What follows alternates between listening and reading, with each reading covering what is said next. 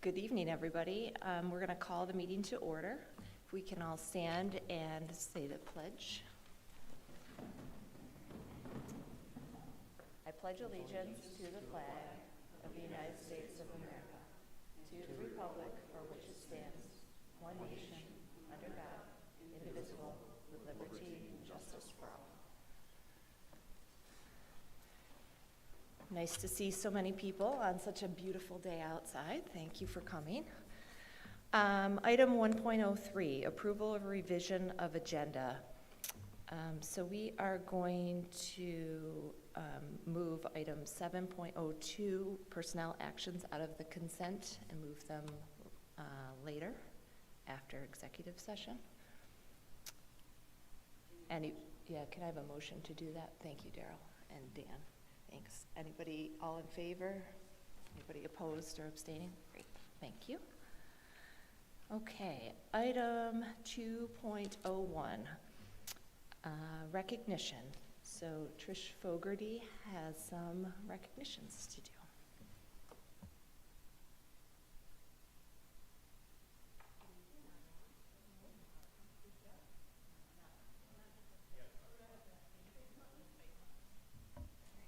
Good evening, everyone. Thank you for having me tonight. I'm excited to present to the board and recognize the dedication and impact of our teacher aides at Wellwood Middle School. I'm going to start by asking our teacher aides who are here tonight to stand with me as I share my acknowledgments of gratitude for their work. Would you guys come up? Really putting them on the spot. Not everyone's able to be here, but I just want to read the names of the people that we're recognizing. Ellie Gravelding, Donna Stevens-Eberst, Ellie Vandewater, Jen Burton, Joe Lanassa, Laura Podesta, Luke Tucci, Beth Capella, and Julie Dumont. Thank you all for being here. Every day, our teacher aides show up with an unwavering commitment to fostering a welcoming and affirming school environment that aligns with the principles of culturally responsive, sustaining education framework, ensuring that all the students at Wellwood feel seen, supported, and valued. Our teacher aides consistently go above and beyond in their daily interactions, demonstrating a deep commitment to student well-being. They greet our students by name, offering high fives, fist bumps, starting the day with positivity. They check in with students regularly to provide encouragement and support, whether it's sports, just their day in daily life, or activities that are going on in their life, noticing when a student appears upset or isolated, and ensuring that every student receives appropriate care, often reporting these concerns to our counseling or administrative team. Their proactive approach extends to contributing ideas to enhance our school environment, monitoring our hallways and our restroom spaces to maintain a safe and comfortable atmosphere, and ensuring students are where they need to be and feel secure in their surroundings. I deeply appreciate how they are always willing to entertain and support my wild ideas to make our school community fun and inviting. I thought I'd bring up back in January, we had a cultural day, and we really highlighted the Chinese Lunar New Year with our students, and the students made lanterns. And I thought it was this great idea. Me and Mrs. Leslie, the enrichment teacher, were like, let's hang them. It'll be wonderful when the kids come back. They'll be able to see them a couple days before we celebrate. Well, 650 lanterns is a lot of lanterns. But they didn't bat an eye. We all worked together to hang all 650 lanterns around the building in the cafeteria, our main foyer, and the office spaces. And I appreciate, and it's just one example of how they don't back away from the wild things that sometimes we ask. Each year, they're always assisting with simple tasks and big tasks in the building, hanging our new 5th grade photos in the hall. Another one of the many examples to showcase their dedication to fostering inclusivity and cultural awareness and helping to create the inviting school environment that we have at Wellwood. Again, just a few of many examples, but their efforts continuously enhance our spaces and make our school a great place to be. These exceptional individuals exemplify what it means to be truly student-centered, reinforcing the values of respect, inclusivity, and care that define our school's culture. It's often the little things, from the warm greetings, the attention to details, the quiet check-ins, that make a big difference for both our students and staff. These are the things our teacher aides do every day, creating that sense of belonging and support that's going to have a lasting impact for our students at Wellwood. It's important that I recognize that each and every person brings value to our school community, and it really takes a village to support the needs of our students. Our teacher aides go above and beyond every day, and I would be remiss if I didn't take this opportunity to acknowledge their presence and efforts every day at Wellwood.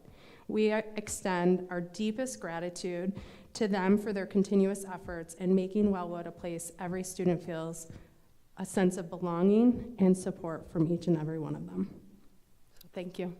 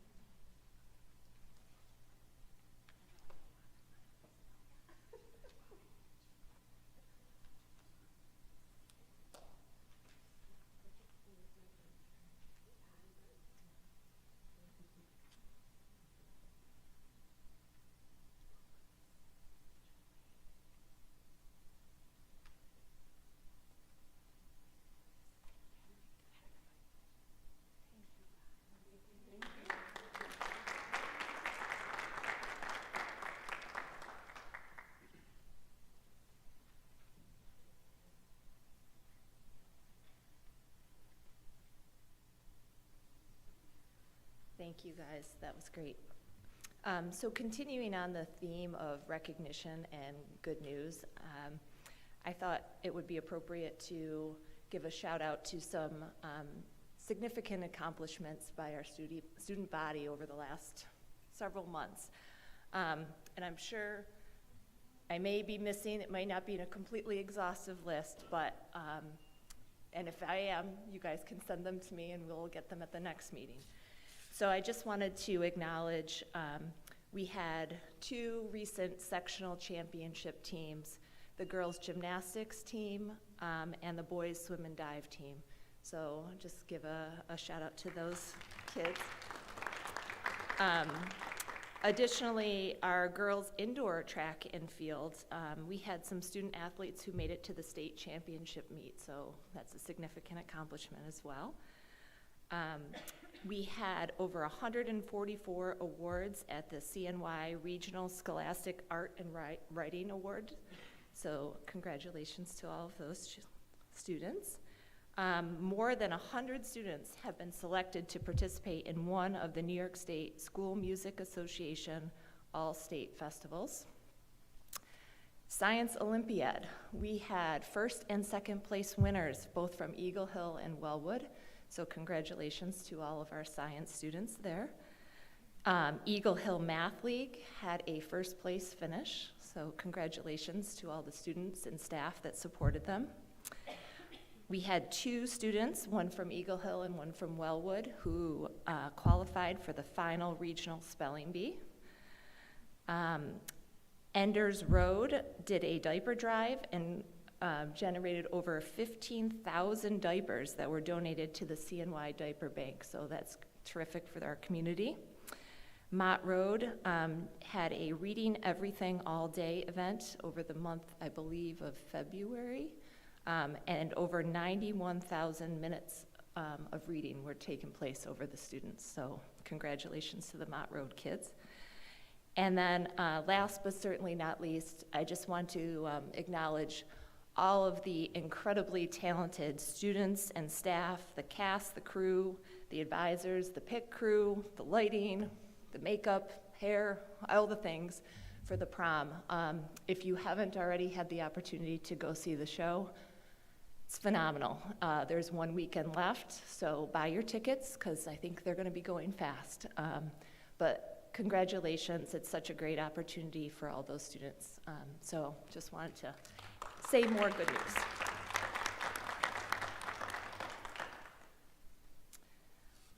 Okay, now moving quite along here. Item 2.02, we have a presentation on the budget. Thank you, Brad.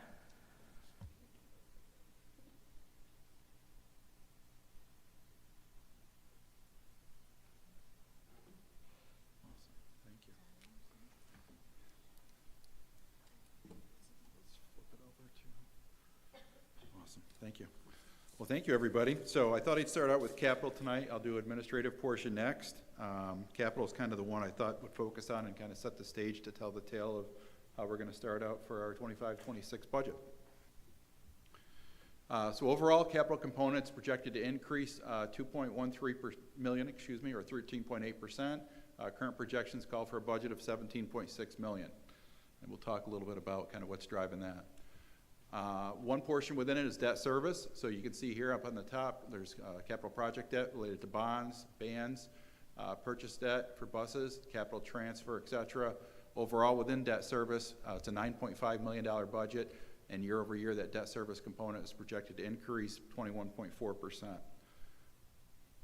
The first thing being bonds, construction bonds specifically. You can see in 24-25 to 25-26, relatively a small decrease there overall, and you can see as far as the bullet, the decrease due to paying down debt from previously completed capital projects. This is really what's going to drive the whole budget. So capital project debt in regards to the band, so bond anticipation note. You can see in the middle there the $715,000 at 24-25, and then in 25-26 you're at 2.8 million. What I tried to do is kind of tell the tale there through what I've got below it, broken down in that box. Basically, you've got principal construction band is what you started this year at 1.192125. So the actual principal portion of the band at about 1.2 million. The interest portion of the band was at 3.5 million. I think that's the number I've shared with folks from Facilities Committee to early discussions in regards to the budget. So overall, beginning band debt, we were looking at about 4.6 million.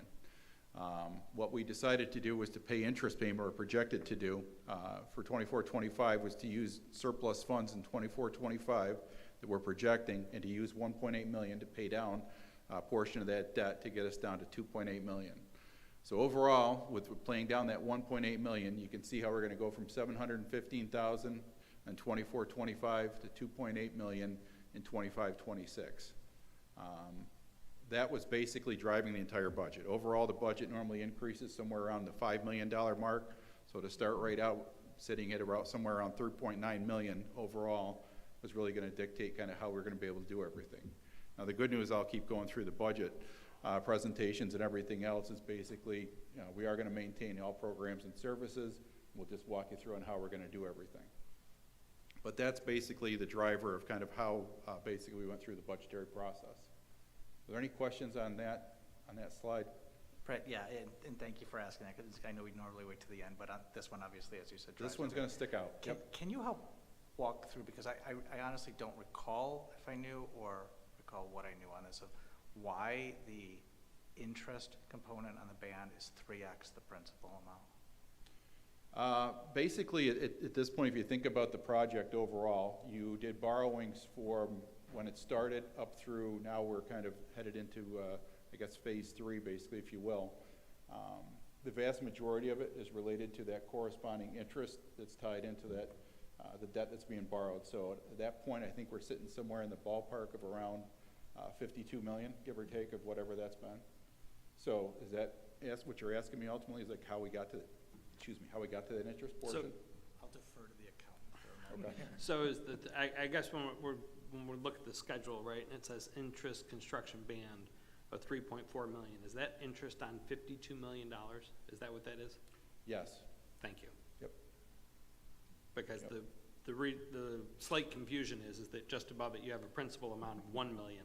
So we thought the interest calculation was off the 1. We didn't realize it was off the 52. No, I don't want that interest payment either. Sorry. What I was trying to do there was really to walk you through how do we get from 715 to 2.8. And that's kind of what I fought with about how to tell that tale, because I knew we talked about 3.5 million being the number, and I wanted to kind of get you back. Ironically, what had happened was I was saying 3.5 million, and the number really, when we got a corrected amortization schedule from our advisors, we ended up being at 3.9. So it's another 400,000 that we had to overcome. But I'm going to walk you through. I'll show you like basically how we got there, and that from that aspect, and we'll keep talking. If there's further questions, certainly don't be afraid to bring them up. Bus purchase debt's the next thing. So bus bonds, increase in overall bus prices and borrowing costs. You can see there it's basically just a shift in that. Basically higher prices is really driving that from that increase year over year. Capital transfer, this is another one to talk about. So in the past, I think a couple of years, we've covered anywhere from 2 million, 1.5 million, and I'm proposing to bring it down to 1 million. The main point here is really that there's a fuel storage tank that needs to be replaced. It's basically at the end of its useful life at 30 years. The costs range anywhere from $700,000 to $900,000 from an estimation perspective. It's something we'll be talking about in Facilities Committee. The extra $500,000, or the difference, I should say, between the 1.5 million and the million from past year, we're really focusing on being able to take care of things like that between the capital project. We've got the $15 million project that we've just got approved and I think is on the agenda for tonight. And a lot of that work will be related to it. My hope will probably be in the future, next year, the year after, et cetera. I'd like to bring that number probably back up, given what we see with additional work that needs to be done. But again, that's something that we tend to scrutinize pretty heavily in the Facilities Committee, and we'll bring it forward from there. Maintenance and custodial is the next area. Salaries, wages, equipment, materials and supplies, contractual services, gas, electric, water, and security are really the main components in there. You can see the overall budget being at 8 million, and year over year it represents about a 6% increase.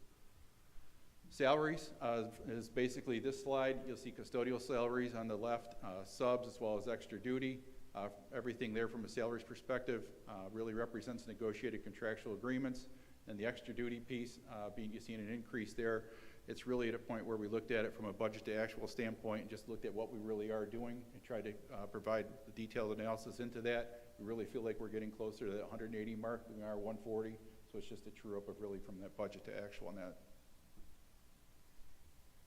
Maintenance salaries, you can see here, the increase really being in that top line, the maintenance from going from 1.474 up to 1.637. The change, the shift, I should say, is really going to be that bottom part of that sentence being indicated that includes 2 additional maintenance positions. There were 2 positions that we've had. We haven't been able to fill them. We want to put them on the budget. It's something that Jeff feels pretty strongly about. We'd like to have. I think it's a maintenance worker 1 and maintenance worker 2. So we want to make sure we got those in the budget. We don't have them filled yet, but in an ideal world, we'll have that filled sooner than later. The other ones being subs and the extra duty, they're relatively flat year over year and just really represents, again, from an actual cost basis. Maintenance and custodial equipment, you can see here there's an increase, 200,000 in 24-25 from a budgetary perspective, and then in 25-26 going up to 253. The increase is really related to 2 items, replacing a plow truck and a maintenance van. We've had some fleet changes as far as where we've got to the point, end of their useful life. The funds there are really, it's something that we just at this point we can't basically band-aid it anymore. So we'll be trying to replace those 2 items within that 253,000 that's going to be used for that, and then other items are really going to be more towards maintenance-related things in the buildings. Gas, electric, water, and telephone. Gas, you can see we kept it flat year over year. It's really just at the previous, there was a little bit of surplus in there because we weren't sure what's going to happen with fluctuations, especially going on with the high school and building projects and things of that nature. We kind of feel like the 632 that's sitting there really should be able to basically provide enough support in there that we would cover whatever increase that would be out there, everything from what we've got with construction kind of moving forward. The electric is the one that sticks out. You can see it's 714,000 in 24-25. That number was higher even last year, where we had jacked that number up to 714. And based on what we're seeing from meter readings to what we're projections to what electric rates are, that 906 is really where we're projecting it to go. Some of it being kind of what we've already accomplished, which is a good thing. Everything from HVAC upgrades, where we're going to have AC and things of that nature. If you think about it also, last year with the high school, we had a lot of it down from the water, electric, things of that nature, where we didn't have those corresponding costs because we were down doing work. This year, we ideally are going to have more of that electrical be on, and there will be AC in places that we hadn't had it in the past, along with those corresponding increase in rates. Water, relatively flat, 53,000 up to 54, and then telephone, we're just keeping it flat from 40. So that really represents kind of what's going on there. Conference fees and dues, just relatively flat year over year.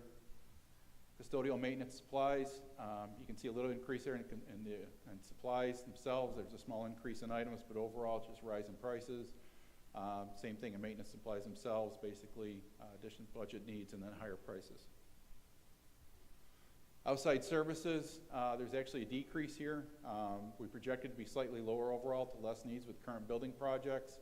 Some of the stuff that historically has been in there is HVAC repairs and controls, maintenance agreements, building repairs, roofs being a key word there, and windows, et cetera. So again, to what we're going to be doing with that $15.4 million project specifically, we're identifying ideally that some of those needs will be taken care of within that project, and therefore you'll see a slight decrease there at that $20,000.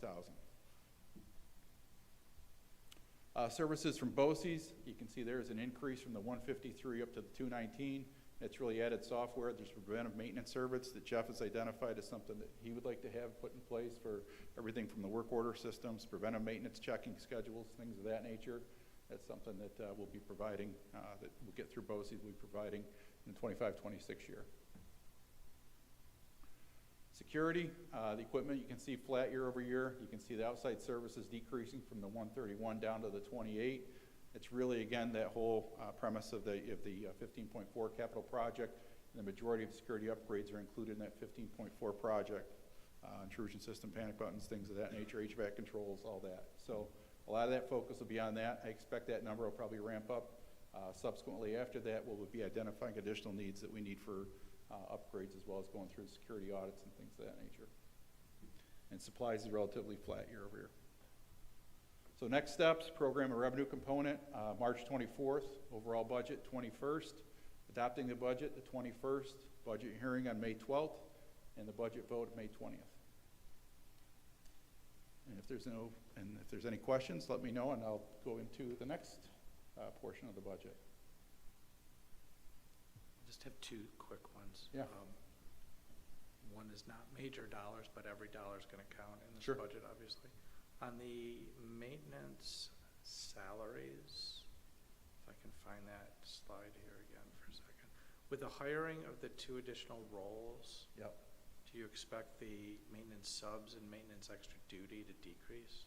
Are those existing because of the lack of those 2 positions? My goal would be that, yes, the extra duties, the items that are in there are stuff that's probably unique to us a little bit. Pipe watch, for instance, specifically. I'd never heard of that until you get FM, and probably outside of FM, people are kind of like, I don't know what that means. Here, it means something very big. So I'd love between construction as well as additional people that we can wipe out some of them. Some of them, for instance, with pipe watch specifically, it's something that we won't be able to get rid of until later on. But yes, the goal is at this point, and with anything, if we can basically have fully staffed, then ideally that sub number or those corresponding overtime or extra duty should go down. So that's the thing I chase. I tend to look pretty heavily at those details for every department. So that's when I really meet with them, I don't know, quarterly at the most, least I probably should say, and we talk about kind of where we're seeing the overtime and does it make sense. So. And then thank you. And then the second was, adding to your list of ever having to budget for unknowns and unpredictables. Sure. Obviously, there was a fairly significant increase in, as you called out already, in electrical. Yep. I'm assuming budgeted into that is not tariff impact. Correct. So, we don't, nobody can predict tomorrow, the next day. This is like whiplash right now, but New York's one of the 3 states that's going to get hit starting today, 25% up. Yep. Obviously, electrical rates, gas rates are regulated in New York, what they can charge, so there's delay process on that. But I'm just wondering, are you taking that into account, the possibility of that at all? Between gas and electric, so I wonder when I'd hit this part of the budget. And so we're here. As I build it, I kind of have certain parameters that I go through that I really want to check off and kind of find where's the sweet spot. What are we looking at for year over year with the budget? What are we looking at with tax cap? What are we looking at with tax levy? What do we have for surplus funds to be able to balance the budget? What are we going to appropriate? What are we seeing from a state aid trend versus overall versus expenses? And if all of those things can kind of come into the sweet spot in the line, that's kind of where you want to be. Some of it with gas and electric, you're going to have a little bit of money built still in gas. I've got about $150,000 in there surplus. What I'm hoping is whatever I'm going to see electric, because that's jacked up as high as I can foresee it at this point, not knowing anything beyond that with tariffs, et cetera, that additional coverage would cover it. So that's, your question is probably what is your safety valve, and that is the safety valve for that one. If we go above it, you know, in the long end, I don't really want to go there, but you have reserves, but I don't want to touch it. I'd rather just, ideally it's within that $150,000. Yep, with that one. Yep.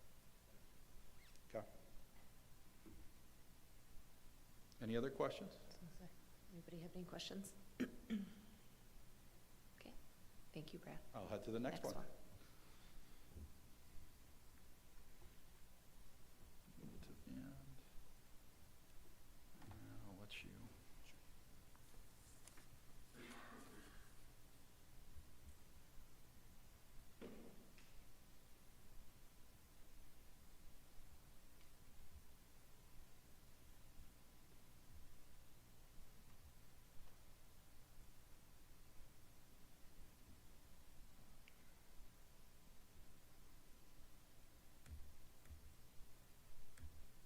Awesome, thank you. So the next component we'll be talking about will be the administrative component. So that's the second out of the three. Overall, with administrative, we're looking at a year-over-year increase of about $224,000 or 3.27%. The actual budget itself is approximately $7 million. Within it is the district portion, Board of Education, salaries and wages, materials and supplies, contractual services, and BOCE services. Within the district part of the budget, it's $3.45 million, as that represents, and then the year-over-year increase is approximately 3.83. So within it, Board of Education, the first thing, you can see the components on the left-hand side, conferences and travel, fees and dues, outside services, BOCES, and general supplies. For the most part, everything is relatively flat. The only thing where you'll see a slight increase, and it's very slight, it would be the outside service portion. As you can see on that bottom bullet, that increase in cost is really projected with the new superintendent search. BOCES, we understand, will be taking the lead, but there will be some additional costs that could be related to that corresponding search. In this case, they're pretty minimal. The next item is district clerk. Within district clerk, you can see there the main one would be the outside service portion. We had a budget of about $10,000 or $10,350 in 24-25. That number was really inflated because we weren't sure what we're going to have for the number of votes. So if you have anything where you'll have an actual capital referendum or some kind of separate referendum with that, there's a corresponding cost to it. If you kind of take the number that you can see over to the right, you double it, you're kind of in the ballpark of what it costs at this point, given what we know as far as the voting process. So in our case, we're only expecting the one vote for now. The next one that'll be coming will be the next capital project referendum, which we'll be discussing probably within the facilities committee. That might be somewhere in that 26 time frame, somewhere in that. That'll be the next one where we'll have to kind of talk about when we're going to put that in and that corresponding cost for that. The next thing is general supplies, and that's really just decreased there again related to that one vote. District meeting, the next thing, relatively flat year over year. The only thing there was outside services that decreased a little bit, and it was really due to service needs. Chief School Administration, you can see their salaries, conferences, travel, fees, dues, outside services, and general supplies. Everything was pretty relatively flat year over year. The increase really in salaries was just a contractual negotiation adjustment, is all that was. Business Administration, again, similar thing. Salaries being reflected there as projected contractual adjustments. Equipment, there was an increase. We had 0 in the previous year, 10,000 in 25-26. Basically, we're at the end of the useful life for the letter folding machine, and it was an item that the business office felt strongly about. So it's $10,000. It's something that we've had, I forget how many years, but it's been several, and that was a very strong wish on their list, so that is on there. So let that be a shout out. The outside services is the other one, and it's really an increase in a negotiation item, I think, with a contract, and it was just staff tuition reimbursements. So that's something that we're trying to put a budget number aside to that for increased tuitions. BOCE service had an increase there, and that was really more related to like fees and some of the usage. Other than that, it was relatively flat. Auditing tax collector, the main one being auditing, we had a change in one of our firms, and the increase there really represented with that increase with that new firm that we have coming on board, where we went with it looks like projected somewhere in that $15,000 mark, which would be provided with added value at the same time an additional cost. Fiscal agent legal, relatively flat year over year. There'd be a slight increase we've got with fiscal advisors, but for the most part, we feel that what we've had in the budget at this point historically, or at least last year, really representing kind of what we have for projected costs for what we anticipate in 25-26. Personnel, you can see there, for the most part, again, relatively flat year over year. Conference travel was just a slight increase in really in training and conference needs that were projected. And then BOCES, we had an increase there, a slight increase, and then some annual program costs that we were looking at. Otherwise, relatively flat. Public info postage, the main one being probably the BOCE service there, as you can see in the second one. That's really tied to the communication service. We went at $181,000 in 24-25. In 25-26, we're budgeting at about $118,000. That decrease is really dedicated in this case to less contracted usage with BOCES and their communications team. I think I sent an email today providing maybe a little more context to it. At this point, that's kind of where we're at. I know it's something that we're looking at and trying to define what our needs are and then trying to line those up. Data processing, you can see there, software being the one item, there's an increase at about 32.9, going up to 43.8. That's really a smart board remote management increase is really what that's driven by, and that's again related to that software. And the BOCE service, there's an increase. Really the big thing there is an employee benefits portal. It's something that we've been chasing for a while. We've looked at outside vendors. We've talked to some of the folks that we currently have, and BOCES ended up having 3 different options. And one of those we really liked a lot, so our HR team is looking at that, and that would be something we'd be able to have here for our staff with that added employees benefits portal. And I'm sure we'll talk a little bit more about that with some of the different items that Tracy and those folks will be working through with wellness, et cetera. Insurance tax and assessment refunds, for the most part, relatively flat. Insurance, there was an increase there, somewhere around the 7,000 mark. It's really related to cyber insurance. That seems to be the one category that drives kind of what goes on here from an insurance perspective. So again, the $7,000 increase year over year we're projected there. Water and sewer in this case is basically looked at as flat, and that's kind of where that stands from those components. BOCE administrative fees, basically relatively flat. Year over year, we didn't really see any change. I gave some examples of some of kind of what they represent for the administrative fees for BOCE services, facilities rental costs for anything we use, and capital project pass-through fees to district for some of the stuff they're working on in their capital. But again, relatively flat year over year from that aspect. Supervision's the next part of the budget. There's the 4 main categories: salaries and wages, contractual, materials and supplies, and equipment. Supervision budget represents about $3.6 million. Overall increase is about 2.7%. So curriculum development being the first category, you can see there within salaries, assistant superintendents. That's really tied again to the contractual adjustments.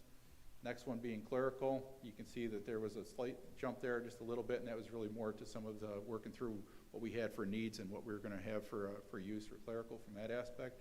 Other than that, it was really tied to contractual adjustments. And the rest of them are basically flat year over year. Supervision, the principals, assistant principals, you can see there the first line, there was a decrease going from $1.7 million in 24-25. Projections in 25-26 put you around 1.62. That change is really due to retirements and breakage that we had at that level. Clerical, you can see went up from 869 to 937. That was again just really contractual adjustments. And equipment, there was a decreased equipment need to the high school project, where in the past, I think we had an item that was on there that was around that 11,000 mark, and there was nothing that, at this point, given everything that's going on at the high school, from an equipment perspective. And the remaining items are relatively flat year over year.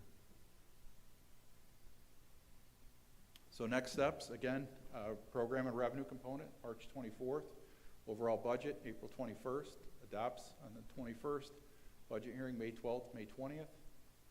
And that's the two sessions of the budget. Are there any questions in regards to the admin component?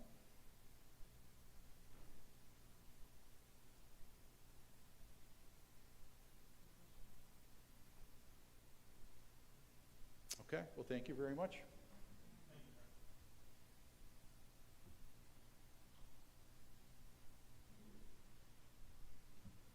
Okay. Item 2.03, President's Report. So I wanted to give just an update regarding our superintendent search. As the board is aware, we have determined that we're going to be holding a confidential search, which means that the candidate identity will be kept confidential throughout the entire process. But we're going to be actively working with our search partner, Dr. Cook, to gather as much input and feedback from our stakeholder groups early on in the process.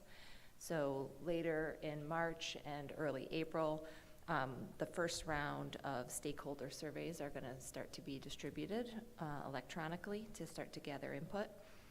And as a reminder to all board members, you have a couple of emails in your inbox from Dr. Cook to complete the board survey as well as the scheduling spreadsheet. The brochure to advertise the position is being finalized within the next couple of days here. And then we're going to have a due date for applications of June 13th. So give us time and flexibility to conduct interviews summer, fall, and so on and so forth. And I think that is about it for me. Does anybody have any questions on anything related to the search at this point? Okay. Item 2.04, Superintendent's Report. Thank you, President Fitzgerald. The backup information is in board docs. Item 1, capital project update. As reported earlier, the expanded cafeteria addition, which is part of the high school capital improvement project, has been enclosed, which will allow the contractors to begin to work on the inside of the new facility in order to help it become operational for the upcoming school year. I'm also pleased to report that State Ed Facilities Planning recently approved the $15.4 roofing safety and security project, which was put out to bid over this winter, and I'm hopeful that the board awards the bids at this evening's meeting so that work will be able to commence during the upcoming summer months. The Big Read, unfortunately, the Big Read special event originally scheduled for January 28th was canceled due to inclement weather, and now we have a date of Monday, May 5th for the panel session. We were able to get all the panelists back for that. As far as item 3, school start time committee, our school start time committee continues to meet in order to recommend a new alignment that's congruent with the proposed bills that are in the Senate and the Assembly right now. The committee has added faculty members and will soon add other staff members as well as students and family members in the months ahead. The committee is not only looking at adjusting start times, but is also exploring revisions to the existing bell schedules in order to take full advantage of new facilities such as the expanded high school cafeteria mentioned earlier. The committee will be sending out a survey to families and parents in advance of having the representative students and families join the conversation. Item next year's school calendar. Later this evening, I'll ask the Board of Education to adopt next year's school calendar. It's congruent with the OCM BOCES component school districts and has 4 emergency closing days embedded within and provides for 5 professional learning days for the staff. Speaking of emergency closing days, as you are aware, we've used 3 of our 4 appropriated emergency closing days. And thanks to the January thaw, which is occurring in late February and March this year. Things have warmed up a little bit, but in the event that a fourth day is employed, the district is planning to pivot to remote learning days, and both faculty and staff will need to transport their electronic devices back and forth between the home and the school in order to have, unless they have technology access at home. Because of the impromptu nature of the inclement weather closures, the remote learning days will resemble a Wednesday asynchronous instructional day from the hybrid learning model during the pandemic. While some teachers may elect to utilize virtual Google Meets for synchronous instruction, most educators will post assignments and lessons and materials on the learning management system entitled Schoology. The NYSET Disconnected Regional Conference. I'd like to thank board member Chrissy Purcell and the administrators and teachers who attended the recent regional workshop on the governor's efforts to institute a cell phone policy, which will deter the use of technology, cell phones during the school day. As we work together on a draft policy, which is due by August 1st, 2025, we are looking to host an informal informational workshop this spring, which will be open to the greater FM community. Please look for more information, which will be forthcoming at through the homeschool associations and the district. And item last, I'm pleased to report AASA recognized FM officially with the National Lighthouse Demonstration System. I'm pleased to present our school district with the conferral of the AASA Lighthouse National Demonstration Award, which was handed out at the conference this past week. Fayetteville-Manlius District was recently recognized at the National Conference in Education in New Orleans. FM was one of 6 districts honored at this year's conference and is among 4 school districts in New York State to earn the recognition and one of only 37 across the nation to receive the accolade since the program's inception in 2022. And if we're lucky,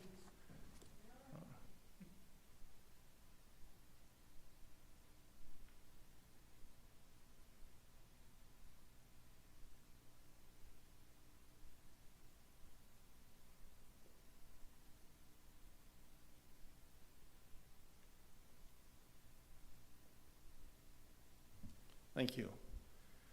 I won't go through this in real time, but I just wanted to give all of you an opportunity to see the presentation that was delivered in New Orleans last week. And, for FM being one of just a few school districts across the nation to earn this prestigious honor. The accelerator that we were recognized for was community alignment, in part because this board, governance team, administration, teachers have made an effort to really connect with the community. It's evident from our strategic planning all the way through all the different surveys and involving the local industries that partner with us for instruction as well. It really is a partnership that I think shows that the community values education and values the FM district, and it's reciprocated as well by the governance team and the staff. One of the things it was looking for was authentic family and community engagement. I've mentioned the surveys, the many different task forces, the fact that we started with the WE surveys and went all the way up and down through faculty, staff, governance team, which led to our draft strategic plan that we put out in a brochure style format originally. We crossed things out, chalked things up, moved things around, and ended up, as you know, with a poster that identifies not only our vision, our mission, but the 4 core priority areas that have been the core organizational values that will extend no matter who the superintendent was, who succeeds me, or the things that we're the most proud of here in the district and the building blocks for future success.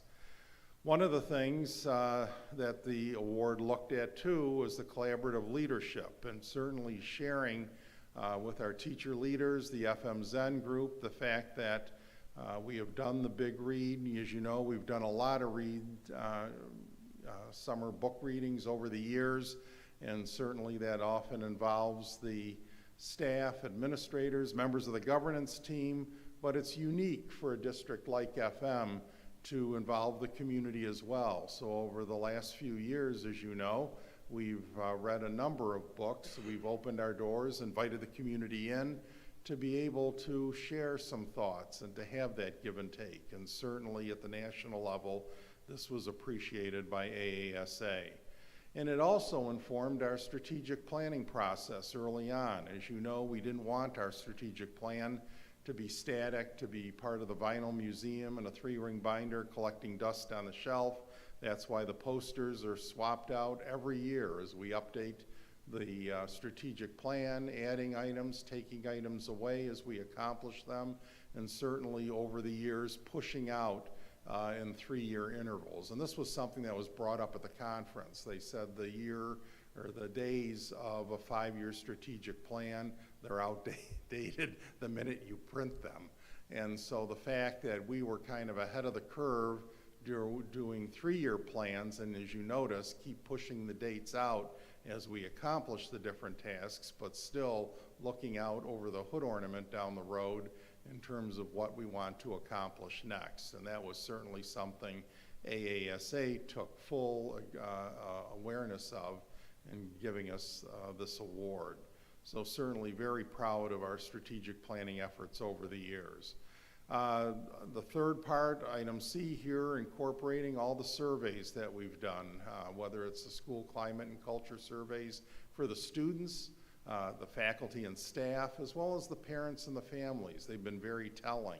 The fact that this governance team deliberated over confidentiality and anonymity, going through a local vendor in Baldwinsville, in addition to our work with the BIMAS mental health screener, our work now under Amy Evans and looking at panorama education that the staff is starting to use through training, and we'll be able to customize and do our own surveys going forward eventually. Next item, certainly our partnerships, and not just external partnerships. As you know, I'm very proud of our work with the Tri-State Consortium in terms of sticking our head out of the gopher hole and looking around, and certainly partnering with high-performing districts in New York, New Jersey, as well as Connecticut, but also AASA nationally being recognized as one of only 37 high-performing districts across the country. It also includes the internal partnerships. As you know, we're working on our 4th edition of our action research, and the action research was certainly lauded by AASA in terms of having the staff not only learn more about action research, tying in their graduate work, which you know we reward here at FM, but also knowing through little bets, our book read this year, that a lot of good ideas, the way we have to go with New York Inspires, and certainly personalizing instruction going forward starts with little ideas, not certainly one big plan, but many little ideas from a lot of individuals within the organization. And as you know, we've been part and parcel of a lot of the work at the national level in terms of not only learning at that level, but also contributing and presenting back when Dr. Coughlin was here as assistant superintendent in the Model Schools Conference and being recognized as an innovative district. But not only at the national level, but partnering locally. As you know, those that serve on our facilities committee and the work of our safety and security audits, not only did we do an audit 5 years ago, and probably 6 now, but we had them come back.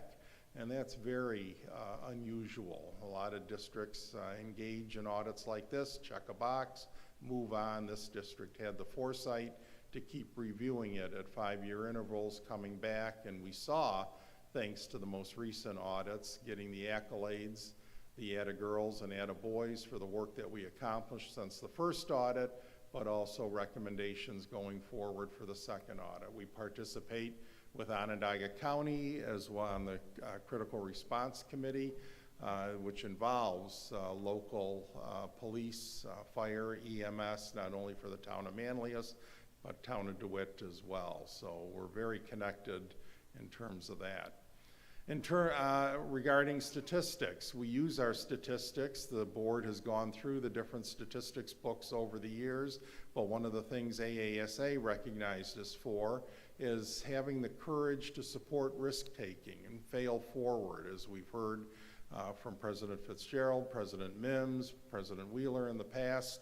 It's important to take those chances, and we use the statistics to make sure we have a safety net. We'll see when the bottom falls out of what we're doing, but if we're ever going to be able to make the necessary shifts in terms of shifting more from content to skills, is what we're seeing with the New York Inspires and the Blue Ribbon Commission.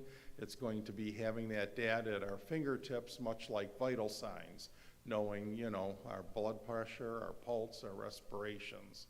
Another thing they were incredibly pleased with at AASA at the national level was our annual reports. Not only is our strategic plan the locomotive for going forward, but the fact that we bear our soul every autumn with the annual report. We have a QR code at the beginning in order to be able to do a survey, and the fact that we actually gauge community satisfaction data through the annual report, but also informing our stakeholders of all our success and progress over the years. In terms of panels going forward and the surveys through the mental health needs, we talked about the fact that we do our mental health support services brochures. We have a mental health task force. We involve the community with that in Central New York Mental Health Counseling. We have parents who are community members, but also experts in the area help co-facilitate, whether it's our DEI committee or our mental health task force, being able to provide support, whether it's in education, connections, and responsive services. And as you can see from all the different brochures that we've done over the years, sending it out around the holiday time when certainly depression could be at its highest, is a way to be able to connect with the community. And one thing they were impressed is we just didn't send it to our families, we sent it to all members of the community as well, which includes neighbors. And then I kind of concluded with the shift to content and to skills, that we're taking it most seriously, and the fact that we're seeing the future-focused framework domains leading away from a foundational learning, eventually getting to skills, to going in the other direction, starting with the future-focused skills, working towards that foundational learning.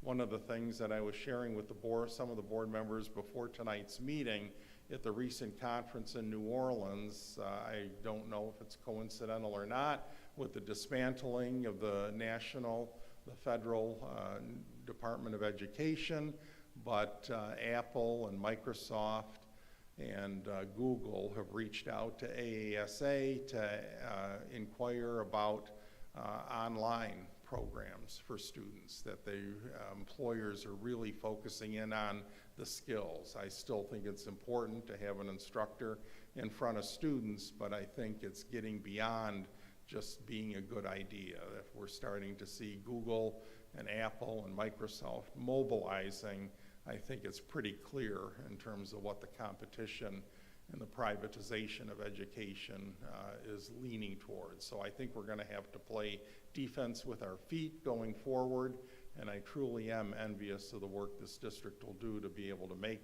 the switch to the portrait of a graduate, focusing in on those lifelong skills. Certainly we've got the Blue Ribbon Commission here in New York State that I made mention to, as well as the New York State Portrait of a Graduate. As the slide I share every year with the faculty, in a world that focuses on too much, I think, on evaluation and value judgments that could be criterion referenced, norm referenced, the old bell curve against a population, or self-referenced, individual reference like happens in special education with IEPs. I think we got to focus more on assessment, which comes from the Latin sedare, meaning to sit beside, and it's really time-based feedback. And the fact that we, whether it's our annual reports, our strategic plan, our statistics, over time we've looked at ourselves before, during, and after to assess our progress. And again, not in an evaluation sort of way, but in an assessment sort of way, kind of charting the future on where we have to improve. And I finally shared the 360 surveys that I do every year, giving everybody a free shot in terms of anonymity, because I think you have to model it as the leader. You learn a lot by opening yourself up, having a thick skin, and taking that feedback, because the end result, where I ended my presentation, is that in a world that seems to be fighting and pointing in different directions, it's one way to get all the compass needles focused together. So I applaud your efforts as a governance team. I applaud the efforts of our administrators and faculty and staff and the community, which, again, with community alignment as our key indicator here that AASA recognized us for, is really getting the community and all of us in alignment together.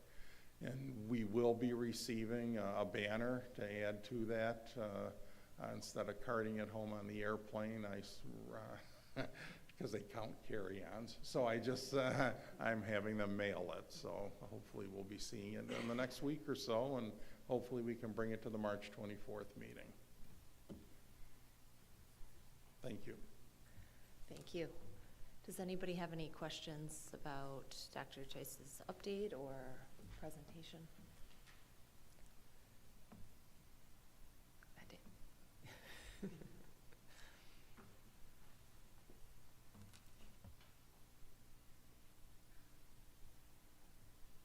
I love all the end part. My question is more on the weeds of the earlier part of your superintendent's report. Specifically on the capital project, the 15 million project, including the roofing. The roofing bids that we're proposing tonight am I reading this right, that all roofing work is going to a single contractor? That's a yes. Okay. Brett, maybe I don't know which one of you can answer better. It might make sense at the mic. So, It's out of Connecticut, right? You said they're looking to expand into the area? I thought it was Horseheads, but I could be wrong. Here we go. Yeah. So single roofing contractor. The bids that came in, what was the Disparity. timing of the work? Are they projecting to be able to complete within this summer work calendar, or are we projecting, because of the delays in getting state ed approval and then the bidding process, are we projecting going beyond the summer months for it? So just to talk through it, it was interesting walking into this, knowing the parameters that you're referencing is number one, having the needs we have, from a roofing perspective. We didn't really know what to expect. But one, the biggest thing was the amount of roofing needed to be done. And then two, what is that going to look like, especially when we found out we were going to need additional steel support for snow load, et cetera. So going through the process, we had a pretty good turnout from the roofing aspect. The company that got us, I believe, is out of Connecticut, and from what I understand, they came up, I think maybe a day after or a couple days after everybody else had come through the walkthrough, and they had a chance to basically have a private tour. Jeff said, he took them through a few of the buildings. They actually commented, how pleasantly surprised they were to see, what shape the buildings were, et cetera. And on top of it, they got to talk a little about everything from the structural steel, where the person got a chance to ask, what is the need for it? Why do you have it? That aspect.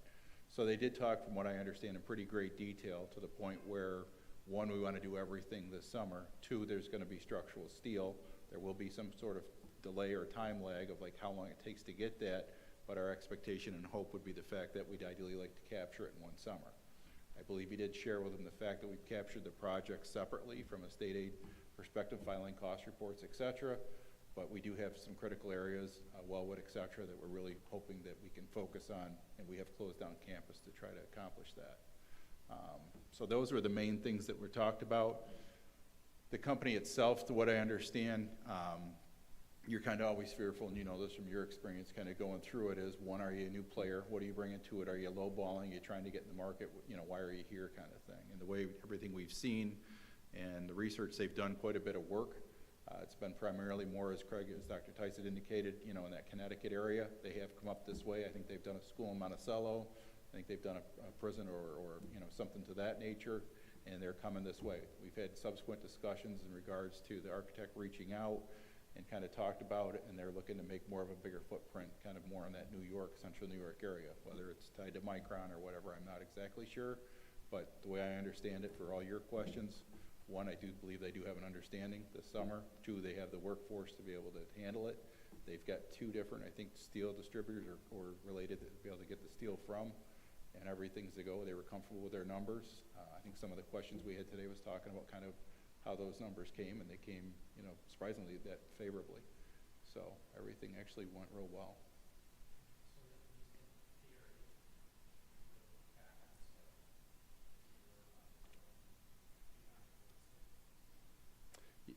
Yeah, in regards to the approval, is that what you're talking about? Yeah, the wild card, Dan, and you know this is going to be that steel. That's the piece I want to hear somebody tell me, you know, are we really at that 20 weeks? So our next facility committee, that's the question I'm going to be all over of where you at, you've had a chance. And if tonight goes through the way it should, that's going to be, you know, probably tomorrow's question of, can we get this thing going? But that's definitely kind of that. But everything else I'm being told, you know, we're good to go and we're going forward. If anything, we'll probably talk about with maybe where the numbers came. Is there some things I put together today in that writing about with our facilities committee? What we talk about, maybe is there even additional work? That is, you know, we talked about the steel lead time being one of the biggest obstacles to the Sure. project, and that order needing to go in ASAP. So if we award this tonight, I'm on are the they phone tomorrow. prepared to get that order in tomorrow or the next day? Yeah, I'm going to be on the phone tomorrow. Okay, thank you. Yeah. Is,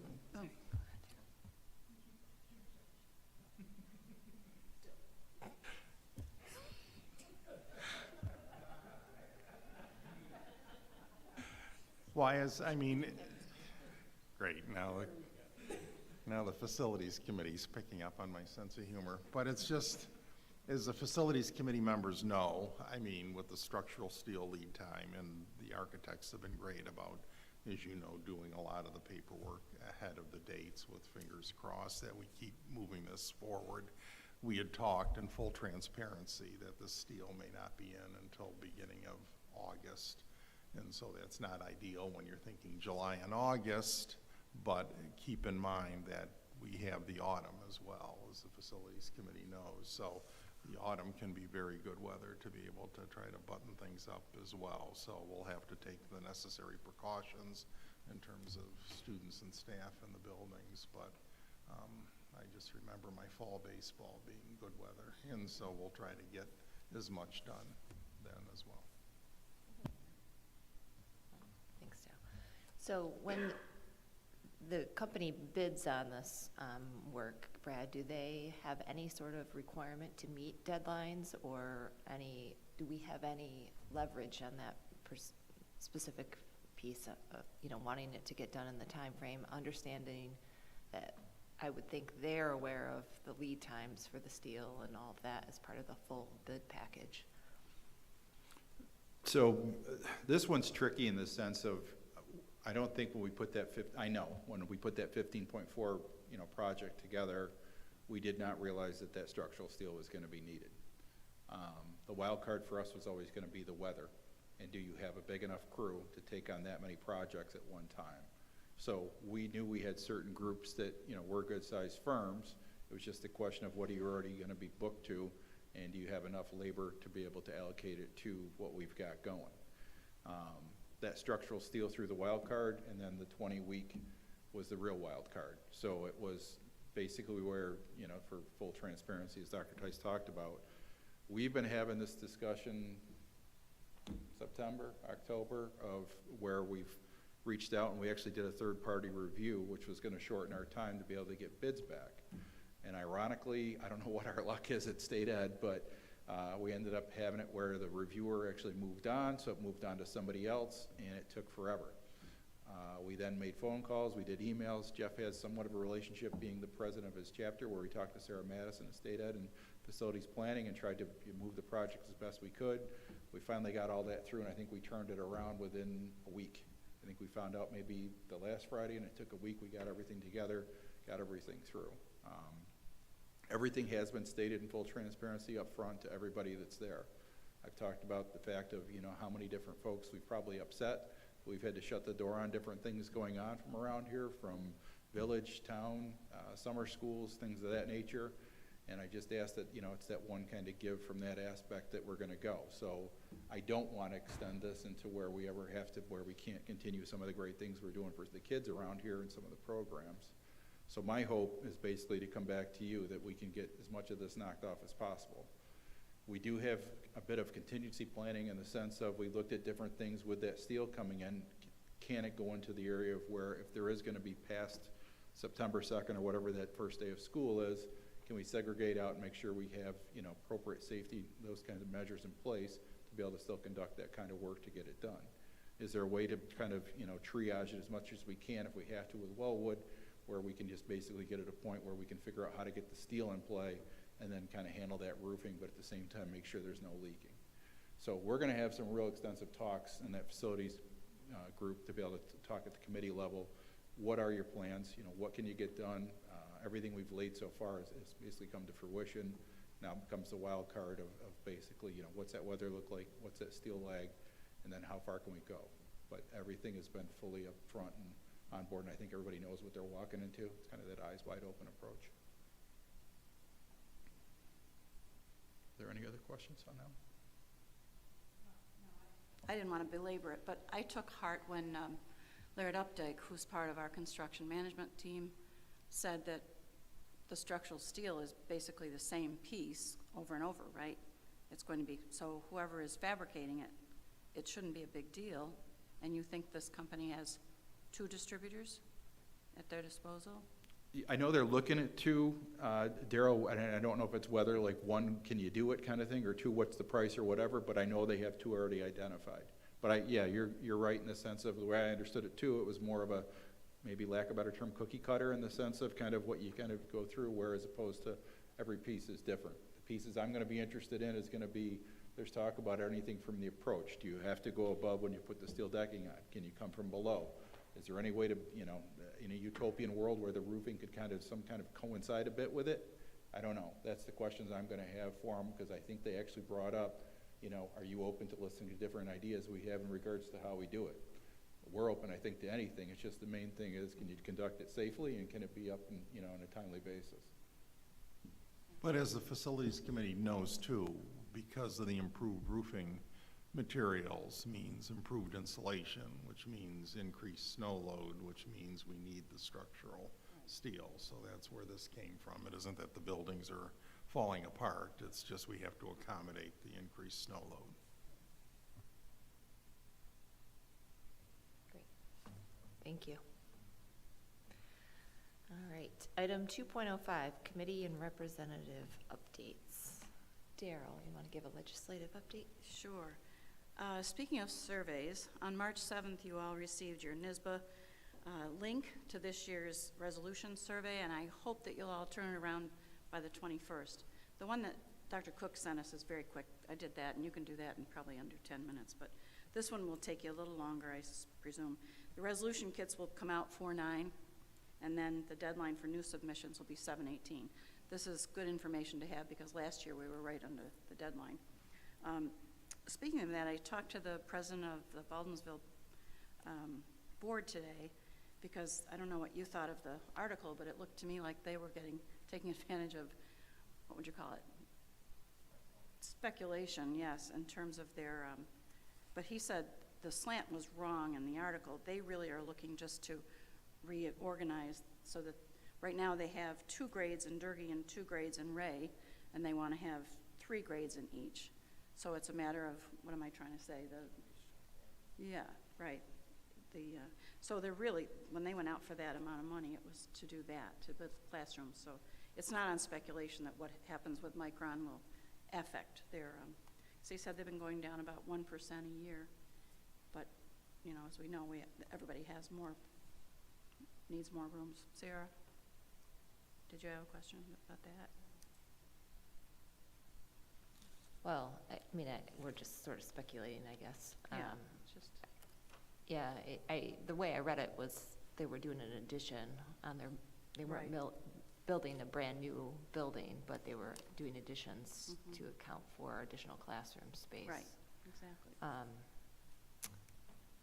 but I guess that was unique, yeah. Right.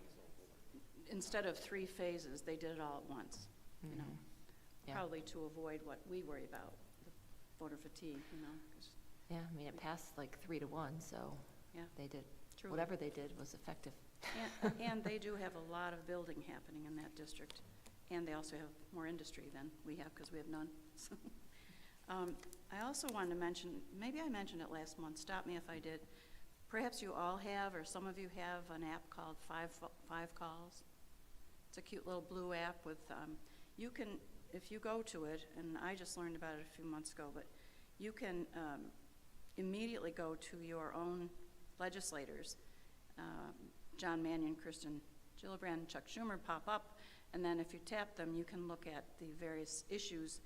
And you all know probably that a phone call is much better than an email, because they do keep tabulations on those things. So, you know, there are lots of issues that we can be calling about, and I would encourage you all to do that as often as you can. We need all the help we can get in education right now, so that's it for now. Thank you. Thank you, Daryl. Right, BOCES update, Marissa? Just at the annual meeting that's coming up on April 2nd, it'll be at 6 o'clock at the Thompson Road BOCES office, or facility. And Isan? I just have a follow-up on like plays. Our 2025 dance marathon has raised over 22,000. And last weekend we had a basketball game to raise more money on top of that. FM basketball versus the CYO organization. And following up on the play, the students loved the musical that we watched, and they were entertained and learned new stuff. And that's it. Just an update, I think all of us got an email today from Ethan, who is one of the chairs of the dance marathon, and I think the number, they've actually raised over $50,000 to date, but they still have like half to go, and to support Camp Good Days. And I would just like to personally encourage and challenge all of the board members, if you haven't already considered a donation, it would be great to show the support for the students for all of the hard work that they've done. So I think we all got a link to donate, and I'm sure Pat would take our cash and and submit it too. Oh, $1 for dollar? Anybody?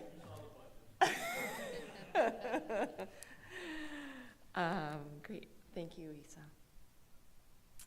All right, item 3.01, public comment. I believe we do, oh, sorry. Hey, can we just, Oh, I know we had talked about doing committee reports just quarterly. yep.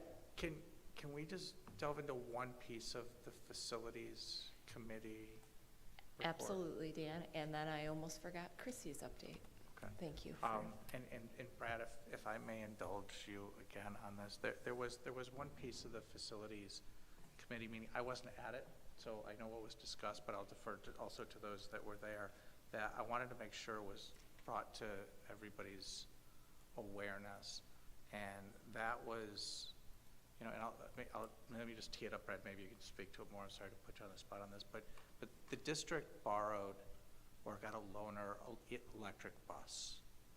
And, you know, we've seen lots of information about projections of how many miles the buses can go and how much charging time they need. And we thought it was really important as a district to actually bring one into our district and drive our actual bus routes to see how they are actually performing in our district, on our roads, with our terrain, with our hills, with our elevation. I'm sorry to put you on the spot, but as I was going through it, Brett, if you're able to just walk through some of that information, I think that especially as we're talking about budgets and upcoming propositions, that would be really relevant. No, good point. It's something that we did discuss at the committee level. We haven't had a chance to discuss at the full board, so it's a good opportunity. Thanks to the facilities committee, Dan, et cetera, that idea arose is basically, you know, it's been an item that we've been discussing here with the district for a while, and one of the things was basically, can we come up with something that maybe we could kind of take a test drive and kind of see what we're looking at. So we were able to work something out with, I think, New York Bus Sales. They were able to give us an electric bus. I think it was pretty similar to one that we would be interested in, you know, from a size, capacity, things of that nature. We brought it in. I think we had it for maybe a little over a week. And then I know we used it specifically on 2 days of where we talked about the specific data that was gathered from that.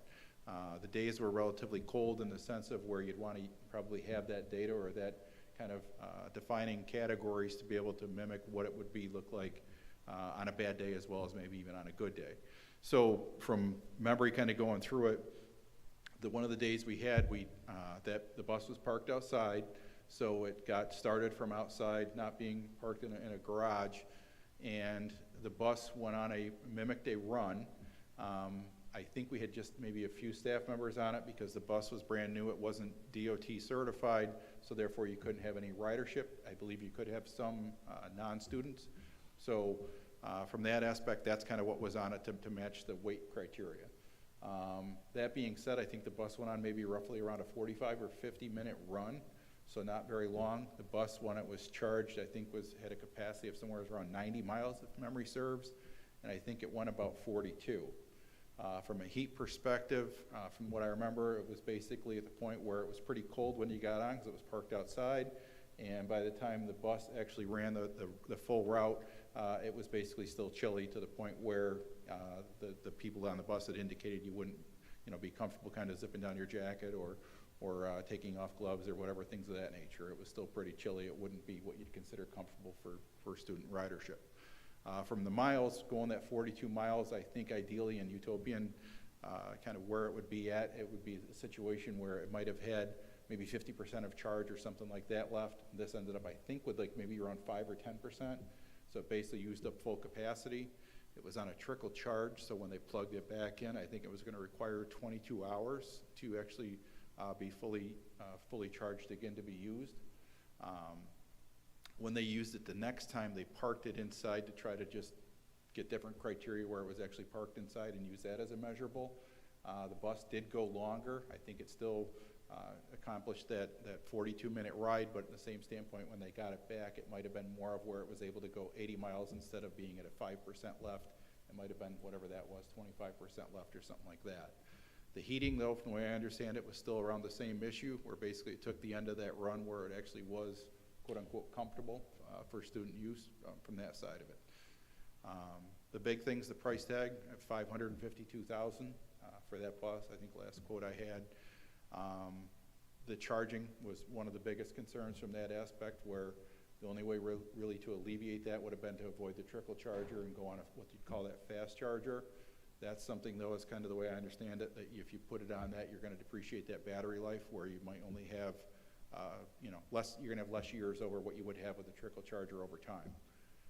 The $1 million question I always still ask, that Trump question that, you know, trump card to play at would be, you know, at 9:30 in the morning after a bus has completed its run, and there's a God forbid moment, whether it's weather or you know, terribly other, is that bus going to be able to take whatever kids and complete that route? And in that first scenario, you know, I think we can all agree at 5% left, you're not achieving it. And the second one, you're probably not either. So that's kind of some of the gist. I'm sure there's probably other data or criteria that we'd have, but it was a great opportunity to do it. From what I understood, some of the folks that wrote it, there was some positive. It was quieter.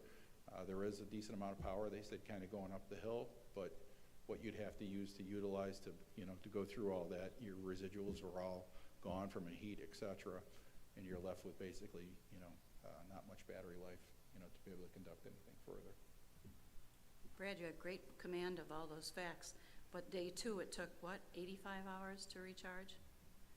I think day 2, was it around that? I can't remember what it was with day 2. Was it? All right.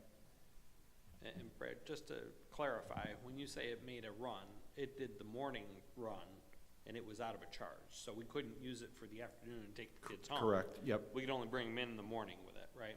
Correct, just that morning run, and it was it's a 42-minute run. Thanks.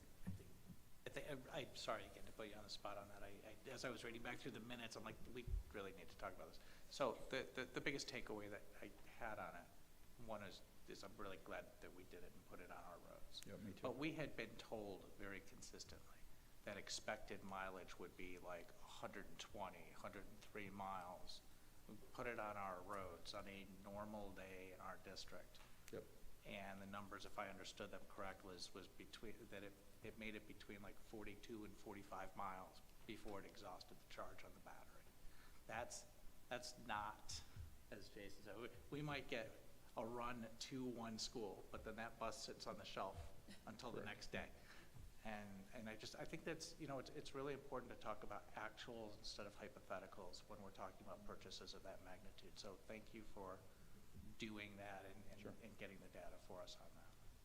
Yeah, just to echo that just quick, it probably is a good idea, to bring that up and have that quick talk now with it. It was, a lot of valuable data we've been chasing for a long time. I mean, it's been 2 years from town hall meetings to emails to different groups that have come in and met with board members, as well as, sat down myself, et cetera. At this point, it's not something I would recommend for the budget, just given the data and the dollars and everything else. There is something there. I wish there was something further along and maybe hydrogen fuel cell to something else, but from electric standpoint, I think I talked to everybody from the board aspect, and when we talked about just simply what we're going to do with our parking at the bus garage, et cetera, there is no more spaces left. So with that, and whatever the conduit is going to be required to run it at 552,000 versus 210, I don't have the answer. That budget that I'm going to put up, as you started seeing tonight, it's tight. This is probably the hardest budget I've ever worked on. And it wasn't for a lack of knowledge, it was just a game of chess. Every piece that you're playing to figure out how to basically keep, the maintaining program, staffing, and we are. It was just offsetting it with what's that gonna look like if we basically go through with building aid to debt to what that's gonna do, and looking at that, kind of forecasting it out. As I told Craig today, kind of when he got back, I said, it was my hardest budget, but that standpoint is probably the most rewarding. I feel comfortable to go forward with it. But the premise on that budget is basically to maintain things for the future and to do a good job with that to ensure that we can keep everything going. So with the electric bus, with that wild card, I just don't think it's the time. Okay? Yep. Thank you, Brad, and thank you, Dan, for bringing that up. I just have one more kind of follow-up point to that. I think that would be valuable information for the community to see in writing. So whether it's working with our communications team, just to have an article that discusses kind of the results of our test run. There were definitely community members asking, seeing the bus out, and there's definitely a portion of the community that feels very strongly about purchasing EV buses now. So I think kind of the results and then the rationale as we move towards the budget would be a smart communication. Thank you. Chrissy, can you give a quick update regarding CRC and the conference that you recently attended? Sure. So as Dr. Tice shared, last week we met, 2 weeks ago, we had a local disconnected conference put on by NYSET.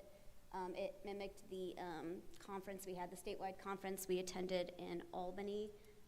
This time the panels were made up of local educators from a handful of school districts. We had Sherburne, Earlville, Liverpool, North Syracuse, Auburn, and ESM, I believe, were the school districts that made up some of the panels, everyone from students to superintendents. We had the Onondaga County Sheriff Department. We had a few representatives there, along with pediatricians, and we had some leaders of organizations like Common Sense Media and Fair Play. The panels were centered, there's 3 different panels. The topics were student mental health and social media, cell phones in school safety, and then teaching digital literacy and appropriate use of tech. So school districts shared their experiences with their current cell phone policies. They ranged everywhere from policies that are similar to what we have here at FM, where cell phones are put away during class time, but they're allowed out during passing periods and lunch. Some districts have moved into a pretty much, for lack of a better term, like just a ban from bell to bell, where the students do not use the cell phone at any time during the school day. And then another district is using yonder pouches, where they are locking the cell phones for their 7 to 12 grades throughout the day. So it was really interesting to hear the different perspectives of the different districts and how they're navigating that, as well as hearing from the students. And then also hearing from a lot of the counselors and mental health professionals in the schools and the pediatrician about what they're noticing with the mental health of our young people. I think just a few key points that I took away was just the thought of kind of reframing that when we say phones, we're not really talking about phones anymore, which again seems obvious when we mention it, but it's just really looking at it like we don't use cell phones for phones. Most of the use that we're using them for is really for computers and the internet. So kind of looking at it as our young people are walking around with like supercomputers in their pockets all day, connected to the entire world. Rather than when we say phones, we just think of communication, and it's much, much more than that. And another key piece was really the appropriate use of tech, the digital literacy standards, and how important it is to really teach. A few district leaders brought up the point of when we had computers and they first came out, we took computer class and kids went and learned how to use them appropriately. And with cell phones, it's just, here you go, have at it. So really just beefing up the curriculum around digital literacy and how to do that effectively in schools. And then the last point that I thought was really important was just the community effort and how important it is to involve all community members with policies and with education and just getting everyone involved in the topic. And I have the program, if anyone, I can pass it down if people want to see who was there and what they spoke about. Thank you, Chrissy. Does anybody have any questions? Yeah, I had a question. I guess it tracks back to the superintendent's report where you said schools must adopt a policy by August 1st, or that we must. This is still proposed legislation, right? So this is only if it passes, or I'm just trying to figure out what our next required It's tied step. to the budget. So if the budget passes, yeah. yeah. So anticipating that it will, then that's something we're going to have to work on. And when would the budget pass? Yeah, so we'd have just a few months to pull it together. And I think it's coming to our policy agenda, right, Ann? We're gathering samples. So trying to take a look at that, at least get some drafts out there to review. Does any other committee want to give a brief? Sorry, go ahead. Sorry. With the cell phones, one of the things we heard in New Orleans is involving the students, that oftentimes districts go just to the parents, and it's important to involve the students first, that they will bring the parents along. And so I think getting their input as we go forward will be important. Be interesting just because school will be out, and then we may be in a vacuum of doing a lot of this over the summer, so we may want to do some pre-planning in terms of what stakeholder engagement we're anticipating wanting to have, so that it can be staggered and that the student first, piece is there.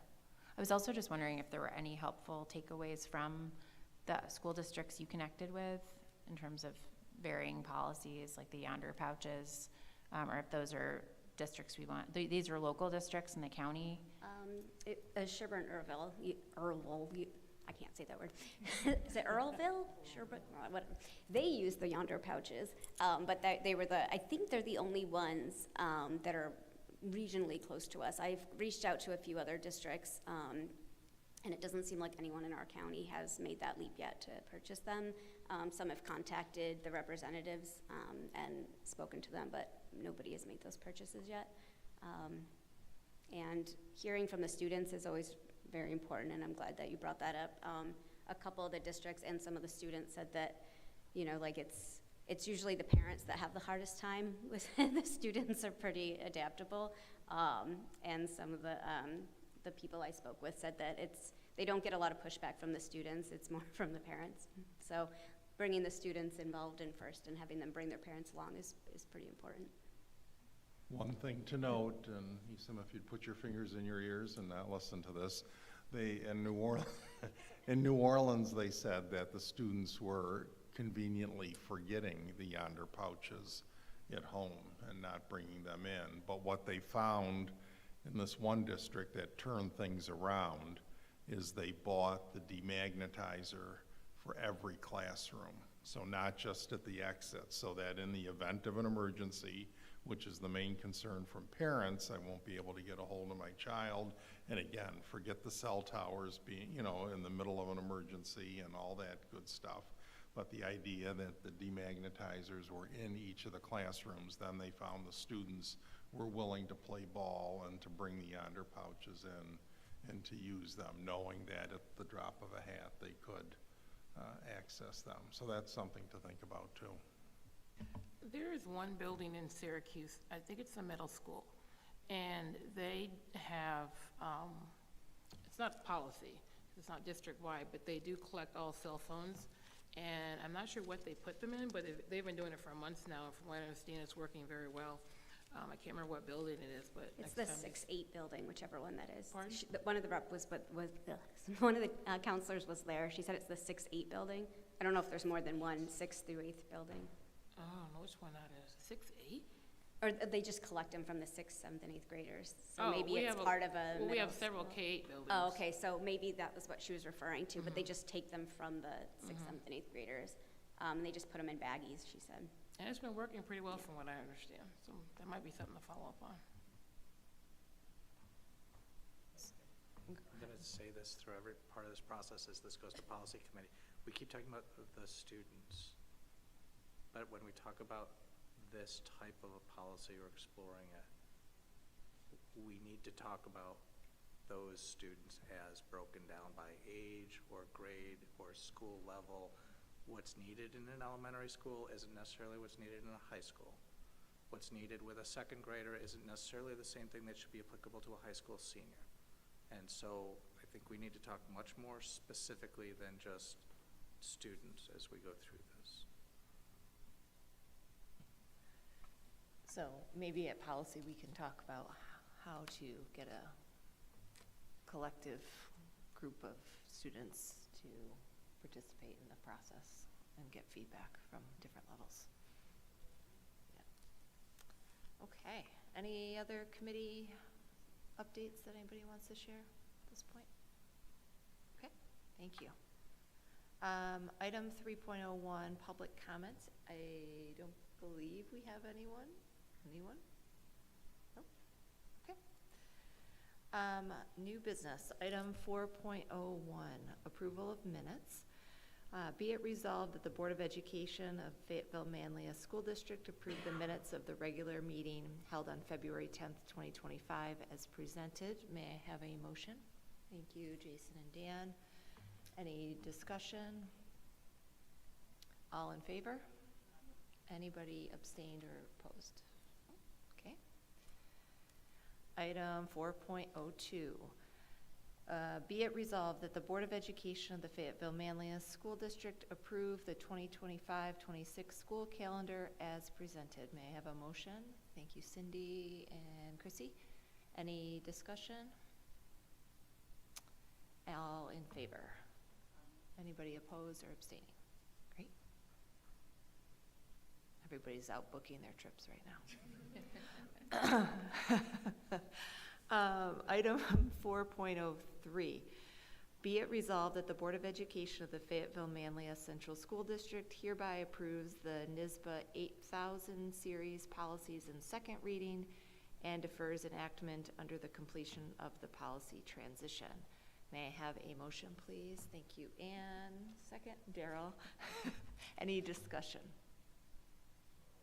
Just have a couple of maybe they're more observations than things.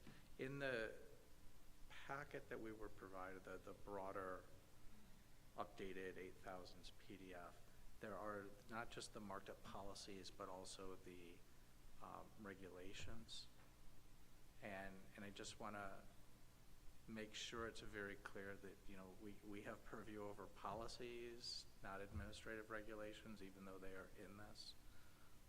So that was one. There were a couple of sections farther down where there were still insert comments of, information provided for board or to be determined who would be responsible. There are a couple of sections on that very late in there. Nothing that I think is an issue for tonight, but as policy goes through on the adoption side of just cleaning up those. And then I just have a broader question for policy committee is there seems to be a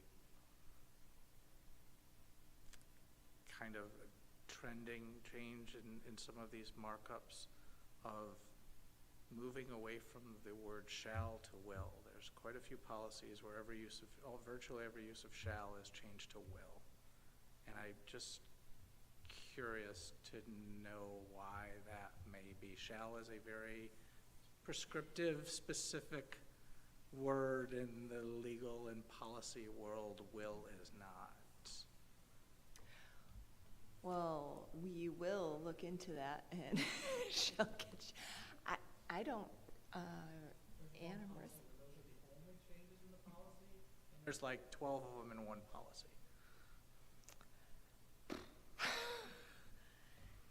So just broadly, if that could be looked at and We answered, shall that would look be at great. that Thank you. and get back to you.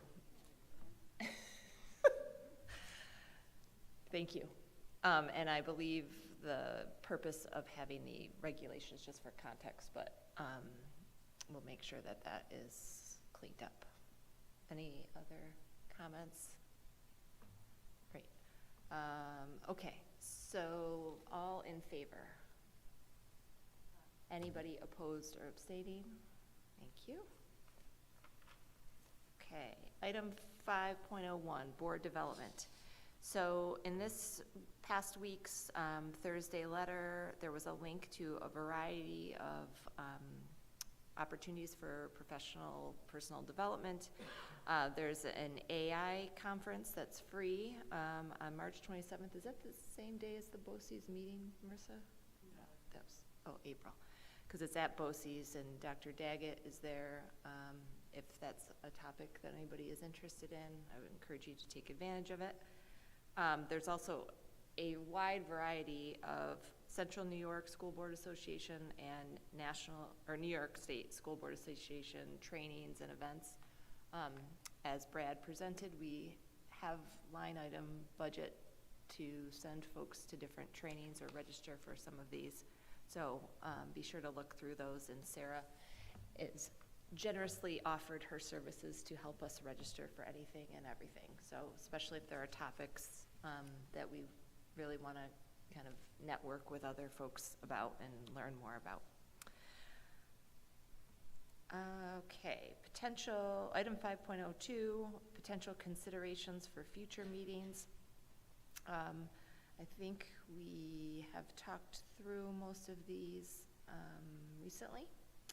Anybody have any questions or comments on anything related to this? Add on there, as Daryl said, let's flag earlier and at a particular meeting this resolutions discussion so that we're not after the fact again this year on that. Yeah, good suggestion.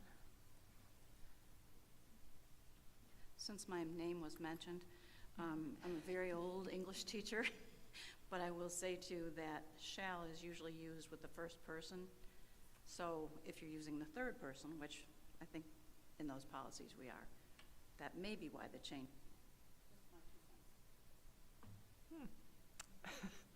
Perhaps.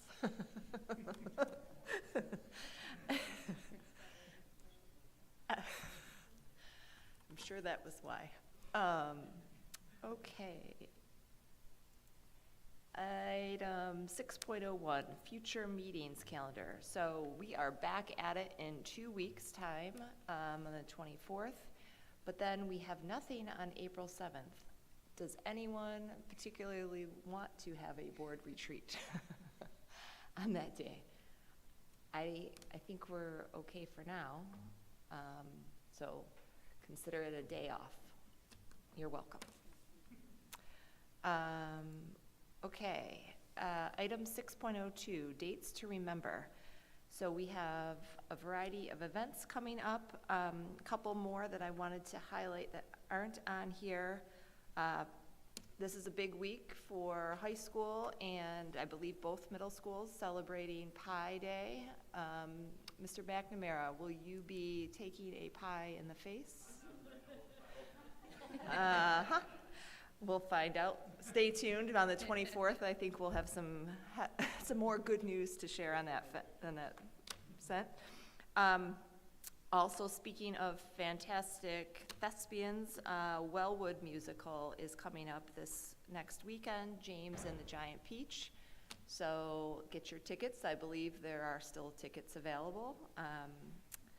And we talked about dance marathon, so that's lots of exciting things, as well as a variety of band and orchestra concerts coming up. Sarah, can I just add one thing that's not on? You bet. Thanks. So, before folks, well, I guess they could partake in the St. Patty's Day celebration maybe before, but the National College Fair, for a lot of our students, it's really geared towards, I would say really the junior class, but always a good idea for freshmen and sophomores, as well as seniors, if they haven't made decisions about what they're doing after high school, is coming up. It's gonna be at the On Center on St. Patty's Day. It's that night from, yeah, I know, Dan, I didn't schedule it. It's that night from, I believe it's 6 to 8 p.m. And also they have it on the following morning, but students in theory would be in class on the 18th, but they have it the following morning, I think from 9 to 11. But just an opportunity for folks to get out. And also, I don't know if she's here. Is Heidi Green here tonight? No? Oh, well, Heidi is speaking. So they have some presentations that are going on, and Heidi is, I believe, speaking on the college admissions process. Wonderful. Thank you, Jason. Yep. Serving green beer. You can go to Coleman's in the morning, have breakfast, and then you can. Shaughnessy's is probably more than happy to, if you're stopping by, if you're looking for a parking spot, right? Yeah. Parking's always tough downtown. Thank you very much, Jason. Okay, anything else we missed? All right, so consent agenda. May I have be it resolved that the Board of Education of the Fayetteville-Manlius Central School District hereby approves the consent agenda as presented, and as a reminder, we removed personnel items. Thank you, Dan and Chrissy. All in favor? Anybody opposed or abstaining? Great. Okay. And now we're going to item 9.01, proposed executive session. Be it resolved that the Board of Education of the Fayetteville-Manlius Central School District enters executive session for the purpose of discussing the employment history of a particular person and proposed litigation. May I have a motion, please? Thank you, Cindy and Rebecca. All in favor? Anybody opposed or abstaining? And we will come back out. You don't have to stay if you do not want to, but we will be back. Thank you.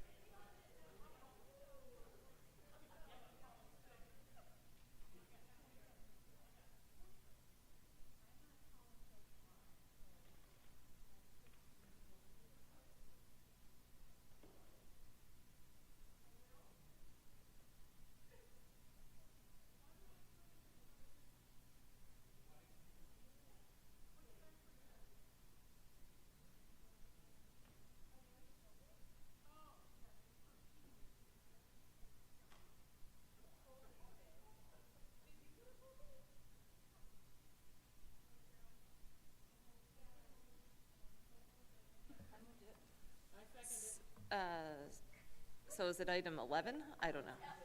9 point something? I don't know. 901? 902? Yep. Okay.